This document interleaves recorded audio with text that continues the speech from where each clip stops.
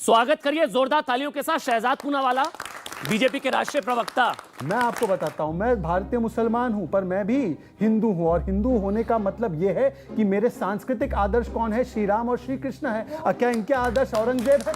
क्या इनके आदर्श बाबर है? मुझसे हर रोज पेट्रियाटिज्म का सर्टिफिकेट मांगा जाता है। मुझे कहा जाता है कि आप बताइए कि आप वतन परस्त हो या ना। भाई 47 में मेरे बाप दादाओं ने, उनको ऑप्शन था, वो पाकिस्तान जा सकते थे। We are Indian not by chance, we are Indian by choice.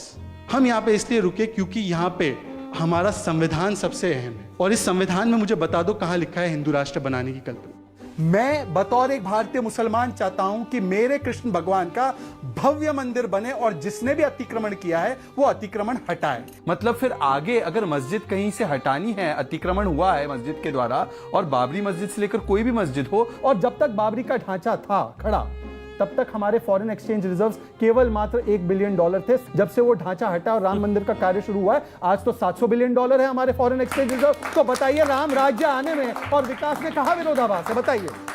पर हमारी प्राथमिकताएं डेमोग्राफिक डिविडेंड की ये होनी चाहिए: एजुकेशन, हेल्थ, पॉलिटिकल एम्पावरमेंट और सेल्फ रिस्पेक्ट। ये सारी चीजें जब हम बोली तो मोदी जी क्या बोले?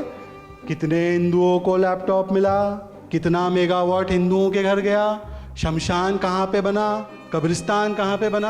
आप डेमोग्राफिक डिविडेंड की हम बात कर रहे थे, उन्होंने डेमोग्राफी को डिवाइड कर दिया साहब। अयोध्या में हो रही है राम भक्तों की पूजन, तो सवाल उठता है कि रामद्रोही, जिन्ना प्रेमी और औरंगजेब गैंग को क्यों हो रहा है सूजन? बाकी सब छोड़ो, ये तो हिंदू मुसलमान करा के हमें काट मार देंगे और हिंदू पाकिस्तान बना देंगे, अफगानिस्तान बना देंगे, फिर बचेगा ही नहीं कुछ।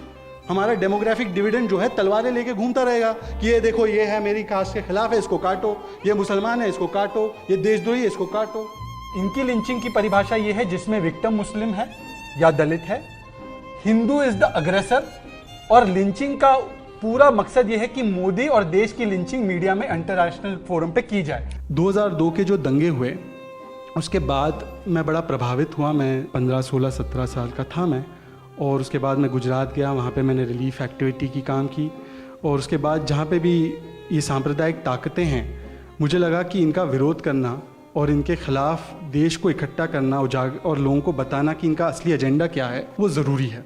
मुझे आप बताइए कि उन जो 2002 के दंगे जिसके बारे में बार बार आचार्य जी कह रहे हैं, उसके बारे में कौन से कोर्ट का ऑर्डर? वहां पे तो क्लीन चिट मिली है। मैंने कहा हिपोक्रेसी की भी सीमा होती है।